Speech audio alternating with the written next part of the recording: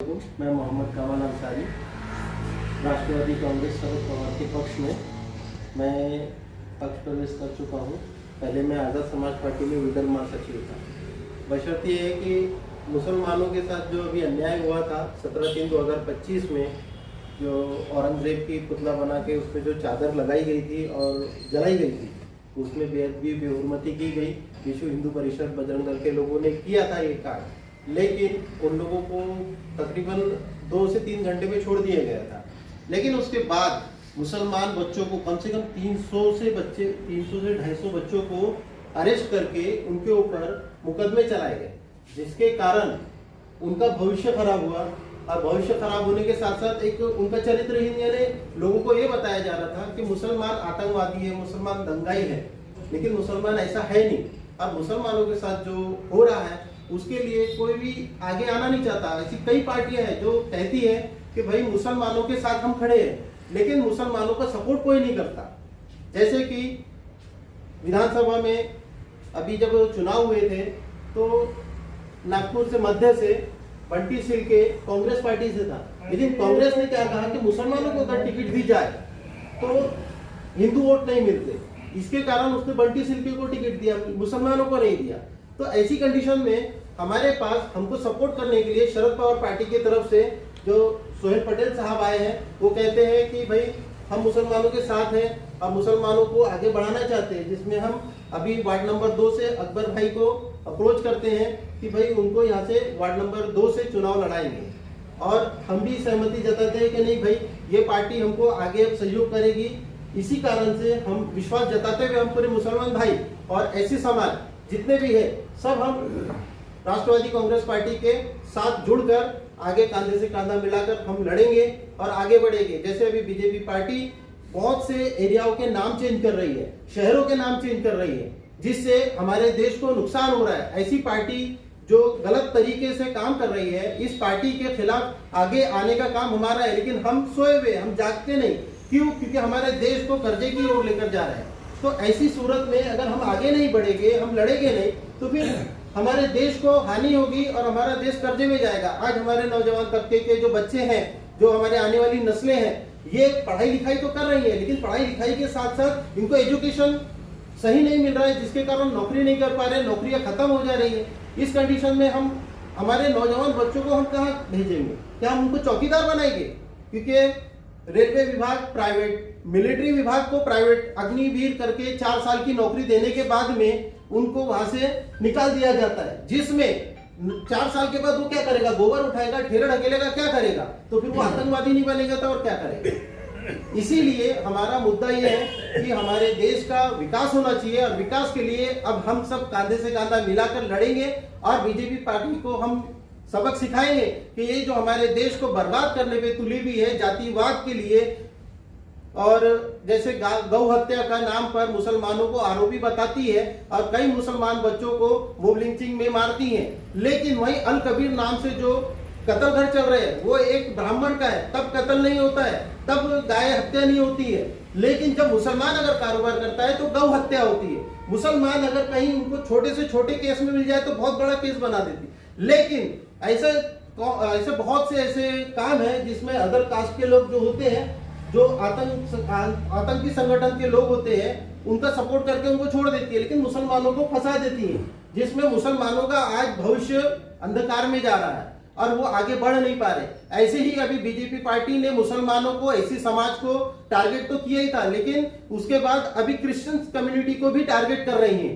तो ये सिर्फ हिंदू भाइयों को मुसलमान भाइयों से, क्रिश्चियन भाइयों से, एससी समाज के भाइयों से लड़ाने का काम कर रही है। लेकिन कहीं पर भी ऐसा नहीं है कि भाई हम आपस में, हमारे देश में ऐसा कोई दंगा या कुछ नहीं होता, हम सब संयम से काम लेते हैं। लेकिन इनके जो आरएसएस के लोग हैं, जो मोहन भागवत जो आरएसएस का प्रोपेगेंडा चला रहा है और उसमें लोगों को जो जोड़ के आतंकी संगठन बना रहा है, तो हम इसके खिलाफ लड़ाई लड़ने के लिए हम आगे आ रहे हैं और हम लड़ेंगे। और संविधान को हमको संविधान को बचाना है, और संविधान बचाने के लिए हम पुरजोर कोशिश करेंगे, क्योंकि हमारा संविधान ही हमारा हक और हमारा अधिकार है जो आज छीन लिया जा रहा है। बीजेपी पार्टी जैसे आरोपी जो होते हैं, जैसे अभी बलात्कार केसेस में कई ऐसे आरोपी हैं जिनको बेल में छोड़ दिया जा रहा है, जबकि ऐसे आरोपियों को छोड़ना नहीं चाहिए। जैसे कि अभी राम रहीम बाबा, लेकिन वो आज बेल पे बाहर है। उसके बाद आसाराम बापू, ये भी रेप केस में अंदर था लेकिन बाहर है। और मुसलमानों को सिर्फ टारगेट और एससी समाज को टारगेट करके इनके ऊपर केसेस लगाकर इनको बर्बाद किया जा रहा है। तो हमारा कहना यह है कि ऐसी पार्टी के खिलाफ हमको आगे आना चाहिए और लड़ना चाहिए। मैं अपने देशवासियों को से एक निवेदन करता हूं कि भाई हमारा जातिवाद को छोड़कर देश को आगे बढ़ाने के लिए अपने लोगों का साथ दो और साथ देके हमारे सहयोग बनो, यानी सहयोगी करो हमारा। बस यही हमारा निवेदन है। जय हिंद, जय भारत। ऑल इंडिया उलमा बोर्ड महाराष्ट्र का प्रेसिडेंट और राष्ट्रवादी कांग्रेस पार्टी का महाराष्ट्र का संगठन सेक्रेटरी हूँ मैं। आज जो हमारे कमाल भाई ने इसके पहले पार्टी प्रवेश कर चुके हैं इनको, और उनको नागपुर शहर का संगठन सेक्रेटरी बनाया गया है ताकि वो संगठन जोड़ना, संगठन को मजबूत करना और संगठन को लेके चलना, वो उनमें काबिलियत है वो।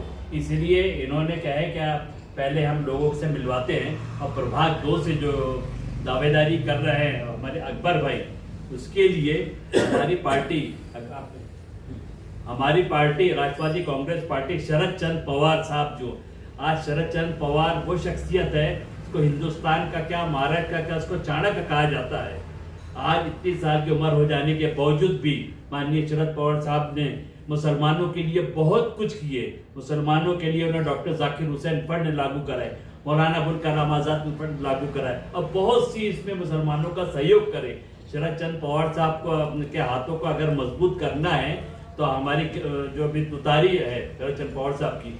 अब लोग कहते हैं कि घड़ी देखो, वो चचा भतीजे में हर घर में हंडी बर्तन बजते हैं, आवाज होती है, मगर वो चलते रहते हैं, लोग एक हो जाएंगे। हमारे को यह है कि शरद पवार साहब के हाथ को मजबूत करना है। नागपुर शहर में माननीय माजी गृह मंत्री अनिल देशमुख साहब हैं, शहर अध्यक्ष दुनेश्वर पेटे हैं, माननीय अभी माइनॉरिटी का जो अभी अफजल फारूक साहब माइनॉरिटी का महाराष्ट्र के प्रेसिडेंट बने। ऐसे सब मिलकर प्रभाग 2 के लिए पूरा सहयोग करेंगे। आप लोग भी इनका साथ दीजिए। और आज जैसे 10 लोग आए, कल के डेट में कम से कम 100 लोग रहेंगे, तो ऐसे मजबूत लगे चलेंगे तो पार्टी मजबूत होगी और अकबर भाई जीत कर आएंगे। और उत्तर नागपुर के लिए जितना डेवलपमेंट हमारी जो राष्ट्रवादी कांग्रेस पार्टी ग्रुप ने करी है, कम से कम 6 करोड़ का काम लेकर आए सलम विभाग से। प्रभाग 2, प्रभाग 3, प्रभाग 1, प्रभाग 4, प्रभाग 6, प्रभाग 7, प्रभाग 5, ये उत्तर नागपुर के अंतर्गत आता है ये। तो आप लोग भी, अब मैं ये चाहता हूं कि आप लोग भी अकबर भाई का सहयोग करें। और माननीय हमारे जो कमाल भाई है वो काफी जद्दोजहद करते हैं, अदर पार्टी छोड़कर आए उन्होंने, और जिस तरीके से अभी उन्होंने जो बयान दिए हैं वो काबिल तारीफ है। ऐसे ही लोग तैयार होना चाहिए बोलने के लिए कि कैसे करना, क्या करना, लोगों के काम निकालना। जैसे आज एजुकेशन पे बात आती है, आज मदरसों के ऊपर में बात आ रही है, आज बहुत सी चीजों पर भी बात आ रही है। तो माननीय शरद चंद्र पवार साहब जो है एक आदमी ऐसा है हिंदुस्तान में कि वही हर मसले सुलझा सकते हैं मुसलमानों के, क्योंकि आप उनको कमजोर मत समझना। आज ऐसे ही उनको चाणक्य नहीं कहा जाता है, वो खिलाड़ी है वो। तो वो 80% समाज काम करो बोलते हैं वो, और 20% राजनीति करो। तो मैं आप लोगों से जो आज कमाल भाई के घर पे प्रभाग 2 में यहाँ पर जो आए हैं, इसी मकसद से आए हैं कि आप लोग पार्टी प्रवेश कर रहे हैं। और 2 तारीख को अपना संडे के दिन माननीय नागपुर शहर के जो अध्यक्ष है दुनेश्वर पेटे और माजी गृह मंत्री अनिल देशमुख और कमाल भाई, इनकी मौजूदगी में अकबर भाई दुनेश्वर पेटे के घर पे सुबह 11 बजे पहुंचिए, वहाँ फॉर्म भरा जाएगा। और जितने भी कैंडिडेट हैं उत्तर नागपुर के, तो कमाल भाई को जवाबदारी दी जा रही है कि अब एससी समाज हो या ओबीसी हो, ओपन जो भी जहाँ जाके जिस कंडीशन में है, वो उनको जिम्मेदारी दी जा रही है कि वो संडे के दिन सब लोगों को दुनेश्वर पेटे के घर रेडवी लेआउट लेके पहुंचिए। माननीय शहर अध्यक्ष है वो नागपुर शहर के, वहाँ फॉर्म जमा किया जाएगा। और भी लोग वहाँ पर आ रहे हैं, तो आप लोगों से भी गुजारिश है कि आप लोग ऐसे खाली हाथ बैठे मत रहिए, क्योंकि अपने को डेवलपमेंट करना है। जब तक के डेवलपमेंट नहीं करेंगे अपन अपने एजुकेशन के संबंधित हो, रोड है, गली है, लाइट है, बहुत सी सारी समस्या है, तो अपन क्या रहते हैं कि छोड़ो ना, हो जाएगा, ऐसा नहीं है। और सबसे ज्यादा तो एक चीज है मुसलमानों की एक जिस बात जो आपने ने कहा है, मैंने बहुत अच्छी बात कहा है, सफाई आधा ईमान है, आधा ईमान है। वो मजबूत रहेंगे तो अपन हर किसी से टकरा सकते हैं, अपने यहाँ सफाई के लिए तो पीछे रहते हैं, बातें बहुत बड़ी बड़ी करते हैं। इसलिए आप लोगों से मैं हाथ जोड़ के विनती करता हूं कि माननीय शरद चंद्र पवार साहब के विचारधारा पे अमल करिए, 80% समाज काम करिए, 20% राजनीति करिए तो बहुत। मैं 1999 से पार्टी में काम कर रहा हूँ। कब से? 1999 से। पहले मैं नागपुर शहर का एग्जीक्यूटिव मेंबर रहा, सदस्य रहा, उससे करते करते आज महाराष्ट्र के ऊपर लेवल पे पहुंचा हूं। मैं मेहनत करने से होता है। कि हमारे जफर कुरैशी साहब खड़े, जैसे आप कमल भाई ने बोले कि कुरैशियों के ऊपर आपत्ति आती है, ये सच का है। अभी 3 दिन पहले जफर कुरैशी लोग के ऊपर जबरदस्ती के यशोधरा थाने का नया पीआई आया, उसने FIR रजिस्टर कर दिया, उनको बिठा दिया वहां पर। कल हम लोग DCP से जब मैंने जाके मिला जोन 5 से, तो उन्होंने कहा ऐसे वो नया PI आया है तो उसके ऊपर में ऐसे कोई कलम नहीं लगेगी। बिना देखे लोग क्या कर रहे हैं, अच्छा मुंह पे पट्टी बांध के जो बजरंग दल वाले निकल रहे हैं, अब बिना वजह काम करे। जैसे कमाल भाई ने बहुत अच्छी बात कही कि सबको सर्व धर्म सम्मेलन के साथ में अपने को काम करना है, चाहे वो हिंदू हो, चाहे मुस्लिम हो, चाहे सिख हो, या ईसाई हो, चाहे बौद्ध हो, सब अपने को साथ में लेके चलेंगे तो काम मजबूत होगा। और प्रभात 2 से अकबर भाई की जो जवाबदारी दी जा रही है, जिम्मेदारी दी जा रही है, वह भी निभाए। ऐसे मैं आप लोग के सामने तो कहता हूँ और अपने 2 शब्द समाप्त करता हूँ। और पार्टी प्रवेश जिनके करना है, आप लोग आ जाइए ऐसे आप लोग, और पार्टी प्रवेश कमल भाई अपने हाथों से करेंगे।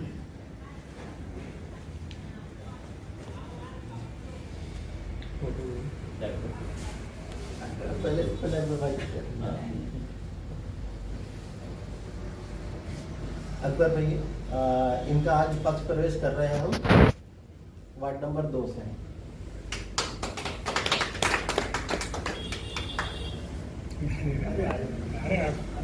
आ जाओ जल्दी आओ। अरे आओ ना, नहीं डरते नहीं।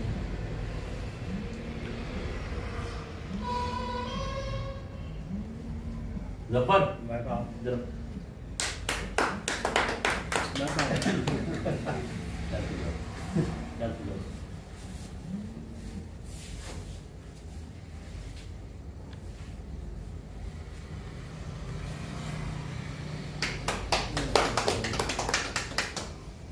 पूरे से हमारे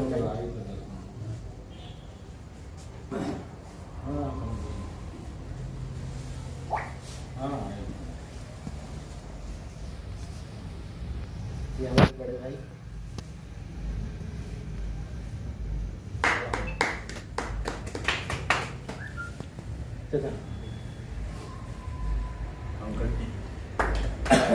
आप आइए ना।